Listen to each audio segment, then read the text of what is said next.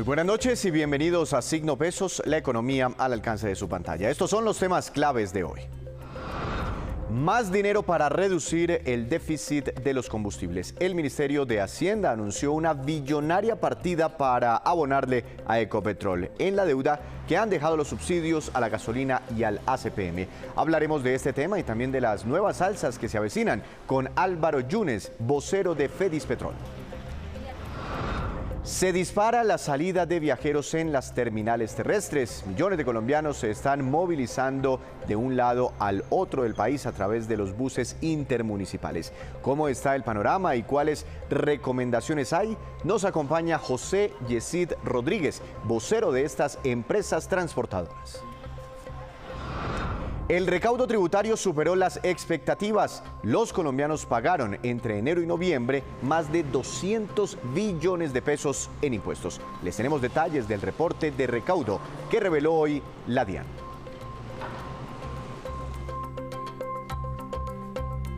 Comenzamos esta emisión de Signo Pesos hablando de los combustibles y de la expectativa que hay por el programa de desmonte de los subsidios que ya comenzó este año, pero que se intensificará aparentemente en el 2023. Doctor Álvaro Yunes, vocero de Fedispetrol, el gremio de las estaciones de gasolina. Buenas noches, bienvenido a Signo Pesos. ¿Cómo ha estado? Buenas noches, Víctor. Muchas gracias. Un saludo especial de Navidad para todos los escuchas y a su orden.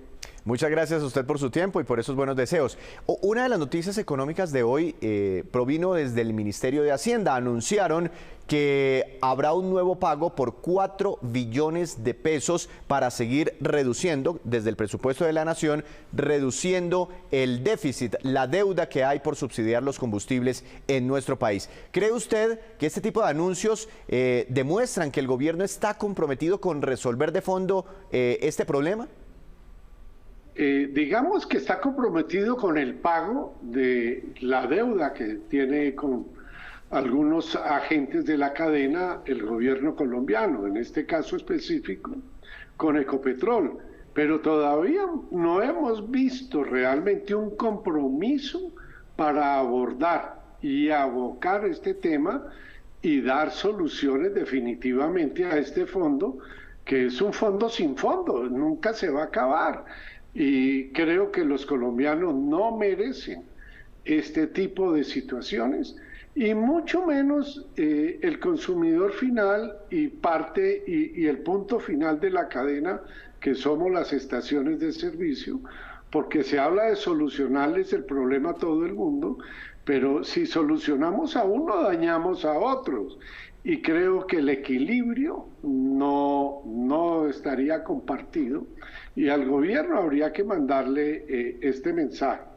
Estamos totalmente colaborando, siempre hemos sido un gremio colaborador, pero también es el gremio que afronta al último, que es el consumidor, al que hay que solucionarle el problema, pero a este agente distribuidor, que es el último de la cadena de hidrocarburos, también tiene necesidades, también tiene responsabilidades y a este no se le está mandando un mensaje claro, transparente, abierto, con una invitación realmente a ver cómo aportamos en el tema de la disminución o desaparición de este fondo y también cuál es la problemática de la estación de servicio. Claro, pero antes de hablar de la problemática de las estaciones de servicio, esta plata, estos 4 billones que se suman a otros 14 billones que ya se han pagado este año, ¿esa plata para dónde va? ¿Algo de esa plata llega a ustedes, a las estaciones de servicio? Ni un solo centavo. Esa plata es del famoso fondo de los combustibles. Esa va toda para el gobierno nacional, para que le cubra la deuda al agente refinador o importador de combustible, que es el que está teniendo el peso entre el precio, entre el diferencial del precio internacional y el precio interno. La distribución de minoristas jamás ha recibido un centavo de ese fondo, ni de los aumentos normales que hace el Estado recibe un solo centavo. el gobierno nacional fija el margen del distribuidor minorista el 1 de febrero y de ahí se olvida del sector y no sabe las consecuencias muchas veces delicadas que tiene este olvido en la dinámica del país. Entiendo. Ahora, ¿cuál es la problemática que ustedes le están viendo a esto? No sé si a ustedes les preocupa que salgan enormes cantidades de recursos, billonarios recursos del presupuesto de la nación para subsidiar combustibles, o les preocupa que esté subiendo el precio de la gasolina. Pues mire, hay unos factores que son complejos. Cuando el gobierno dice que tiene que pagarle a Ecopetrol 20, 30 o 40 billones de pesos, acordémonos que Ecopetrol tiene el 10% de agentes privados.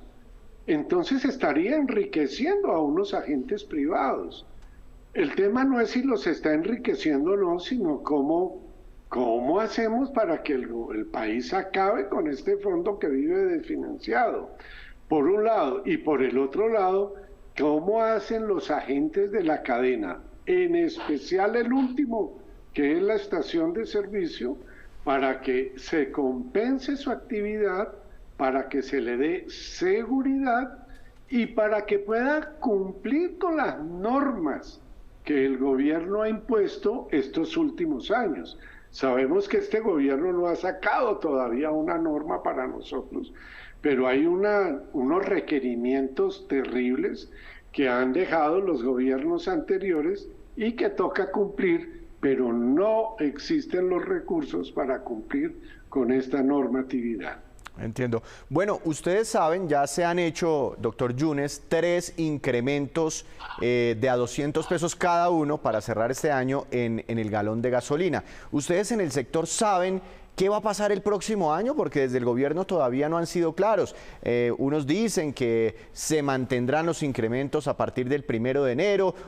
El ministro de Hacienda ha dicho, por ejemplo, que se va a acelerar el ritmo de incrementos. Es posible que ya no sean 200 pesos mensuales, sino una cifra superior en la gasolina. ¿Qué saben ustedes? Pues mire, estos 3 meses hemos estado haciendo unas mediciones, no de una forma correcta, porque no hay el tiempo para medir cuál ha sido el impacto de estos aumentos. Pero en las lecturas iniciales no ha habido un impacto en la disminución del consumo. Pero de aquí en adelante, a partir del 1 de enero, como lo ha venido diciendo el señor ministro de Hacienda, que van a ser mucho más altos los aumentos, es donde verdaderamente vamos a ver hasta dónde resiste el consumidor colombiano. También anunció que será incluida el ACPM, que es el que se utiliza para el transporte público y el transporte de alimentos, etcétera. También va a tener una repercusión ahí. Creería que el gobierno está aprovechando lo que le queda de este año para una verdadera luna de miel. Pero vamos a ver cuál es el verdadero impacto que tienen estas medidas hacia el futuro. En este momento no hay ningún problema ni con el abastecimiento, ningún problema con el consumo, pero sabemos que hay un impacto fuerte ahora con la implementación de reforma tributaria, vienen los aumentos en los combustibles.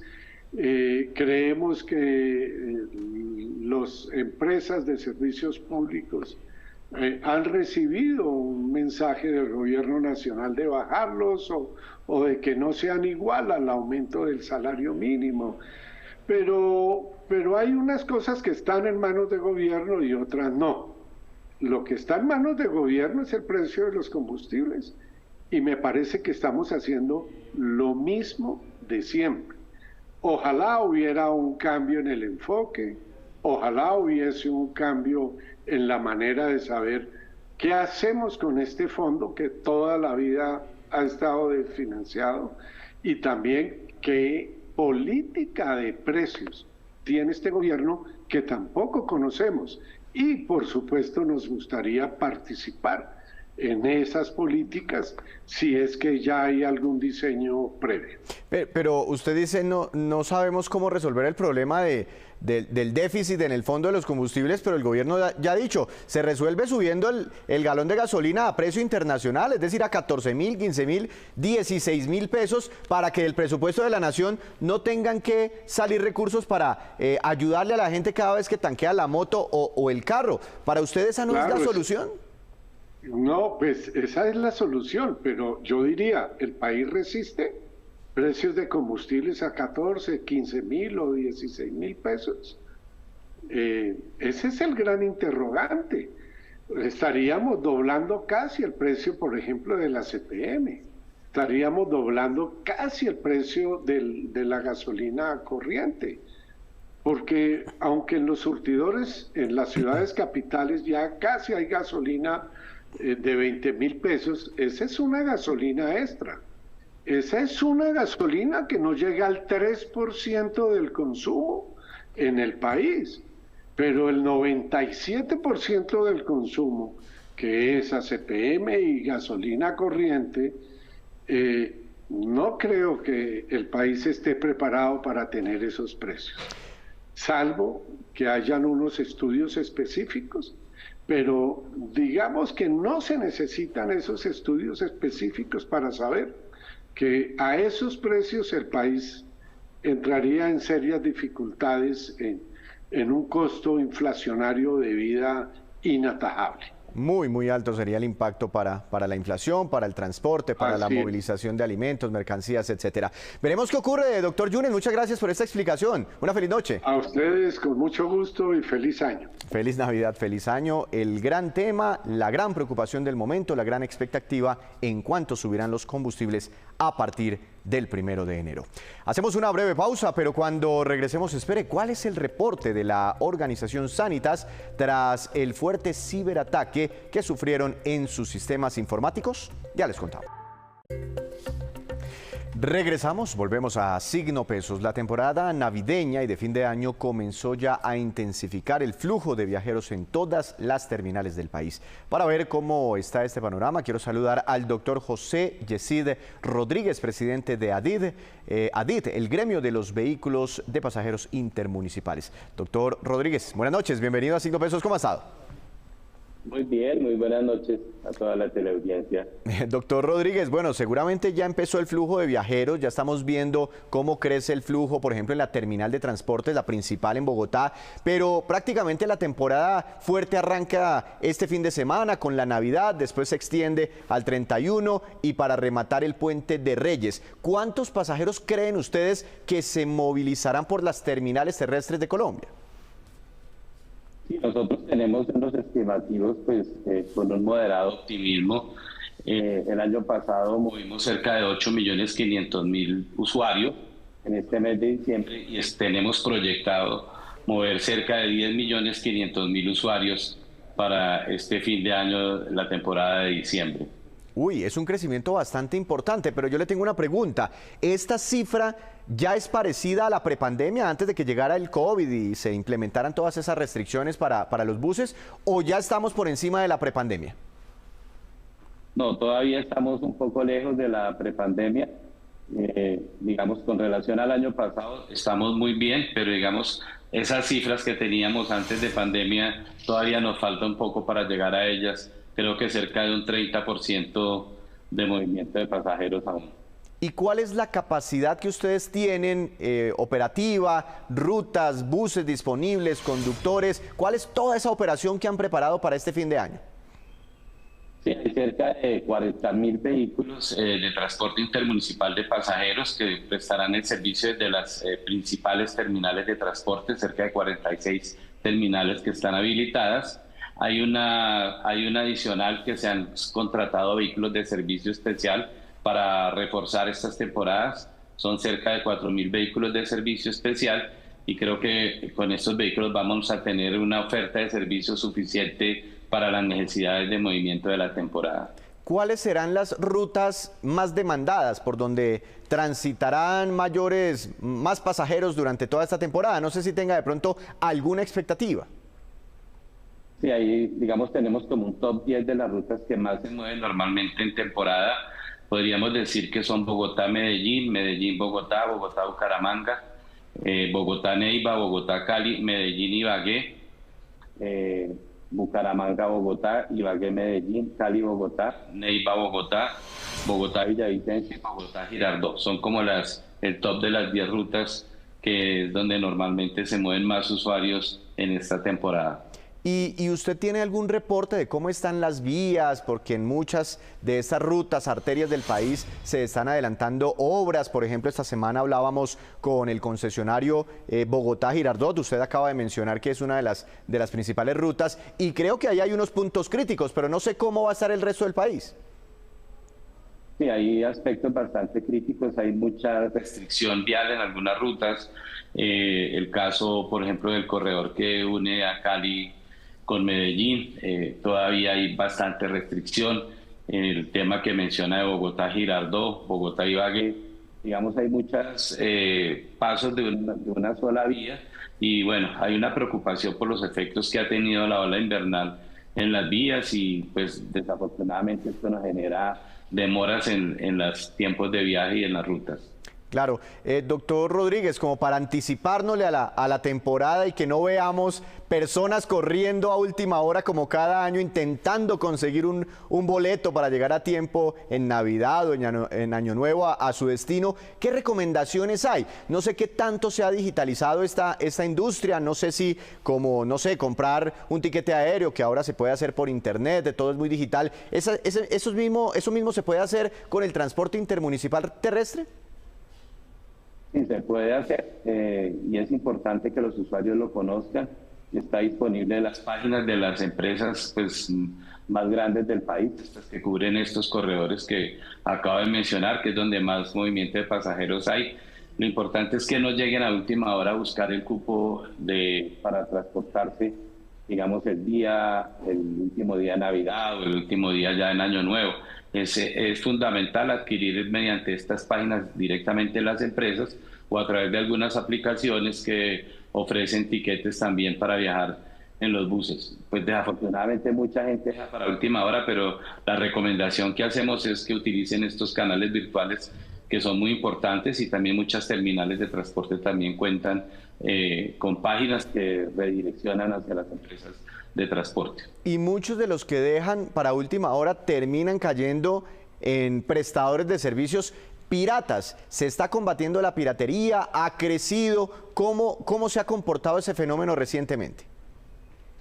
Pues desafortunadamente uno de los efectos más complejos que dejó la pandemia es este tema de la piratería y del abuso que se comete a los usuarios ofreciendo pues unos servicios que no son legales en redes sociales, con conductores que no están debidamente preparados, con vehículos que no cuentan con las garantías de revisiones técnico-mecánicas, de alistamiento que sí se hacen aquel pasajero que toma pues un bus en una terminal debidamente habilitada.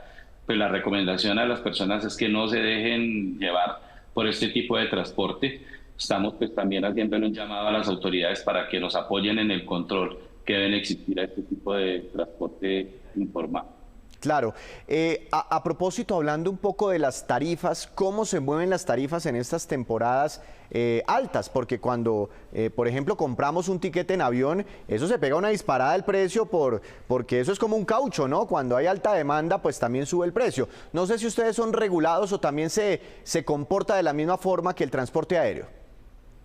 Sí, nosotros tenemos una libertad vigilada de tarifas.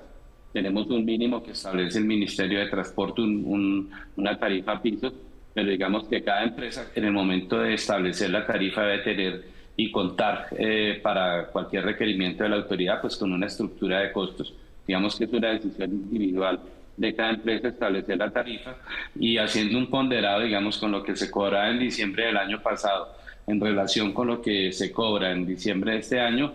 Digamos que los incrementos no han sido demasiado altos, estamos hablando de un 11.5%, pero hay que tener en cuenta pues, que desafortunadamente pues, para nosotros también todos los insumos de los que depende la operación de transporte han tenido unos incrementos importantes a lo largo del año. Eso es lo que ha subido este año, pero ustedes ya tienen pensado en cuánto subirá el transporte, el pasaje de transporte intermunicipal para el 2023. Por ejemplo, las grandes ciudades están teniendo en este momento esa discusión con sus sistemas masivos de transporte dentro de las ciudades. Sí, digamos que nosotros, esa es una decisión individual de cada empresa, no es una decisión colectiva como sector, y pues lo que hay que analizar son los ajustes que va a tener algunos temas que son muy importantes en la canasta de transporte, como es el tema de la mano de obra, los salarios, ya hubo un anuncio del tema del salario mínimo, y eso va a impactar la tarifa. De igual manera, pues tenemos todos los insumos que son importados y el dólar ha ejercido un impacto bastante grande. De la misma manera, obviamente los peajes, las tasas de uso que se pagan en las terminales, lo normal es que al iniciar el año se establezcan nuevas tarifas de pago de todos estos servicios.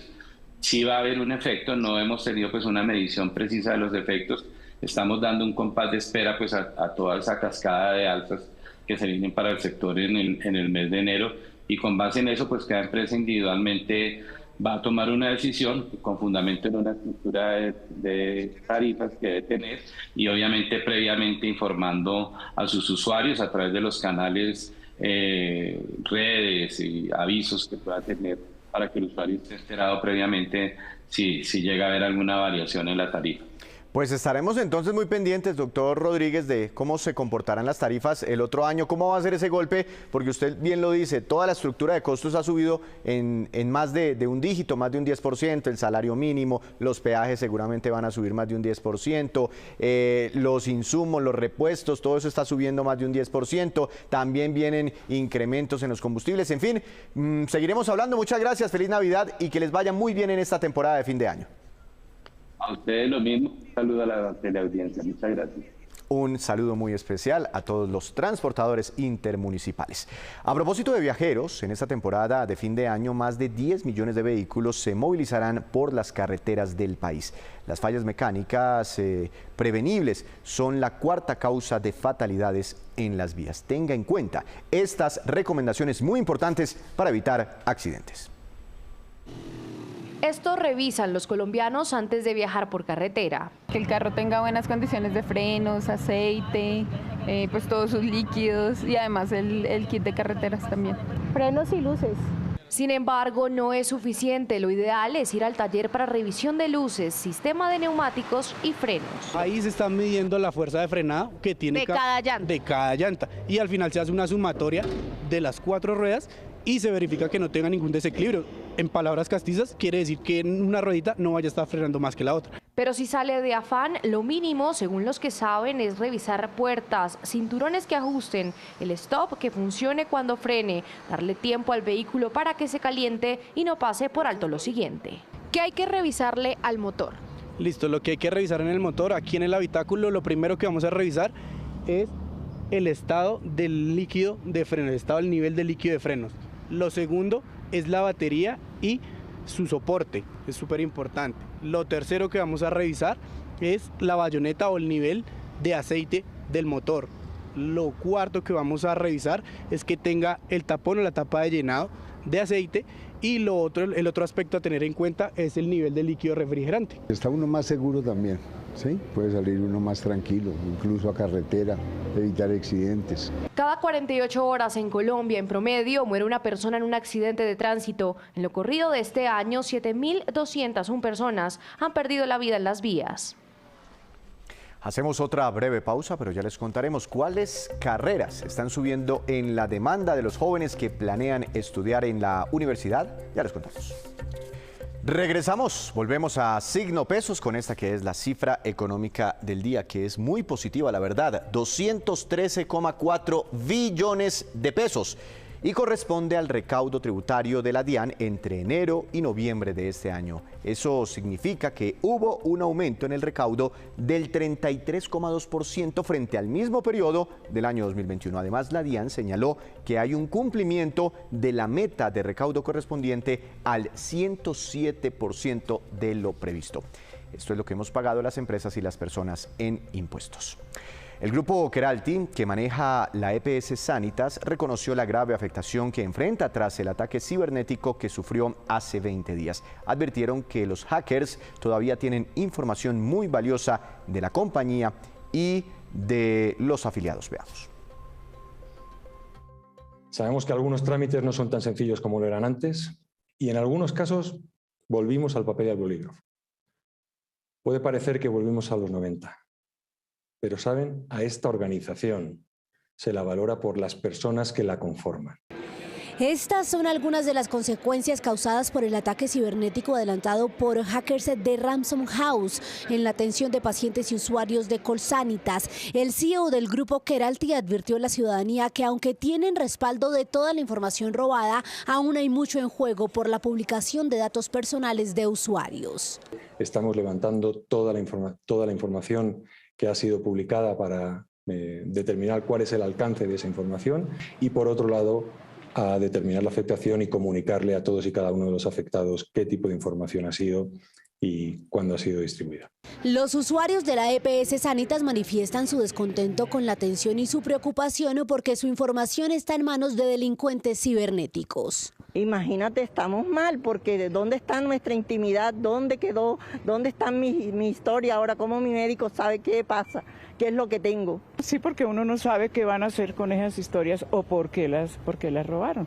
Entonces sí es preocupante para uno como usuario. Uno viene y es complicado hasta para sacar los bonos porque hay que hacer unas colas tremendas. Expertos en ciberseguridad aseguran que fue hurtada información muy sensible como datos propios de la salud y también información a nivel público y que el riesgo mayor es que sea mal utilizada por diferentes grupos delincuenciales. Keralty lo que debería hacer frente a este tipo de información es procurar evitar que se divulgue esta información, toda vez que al momento de hacerlo generaría un impacto muy fuerte, mucho mayor al que ya generó la indisponibilidad de sus servicios. El ciberataque ocurrió el pasado 28 de noviembre y desde entonces la EPS Sanitas asegura que ha mantenido 1,5 millones de atenciones semanales gracias a medidas de contingencia como la ampliación de horarios y asignación de 800 personas nuevas para la atención de los usuarios. La parte más importante de las dificultades técnicas ya ha pasado. Las historias clínicas ya están operativas desde hace días, los sistemas de gestión de personal también.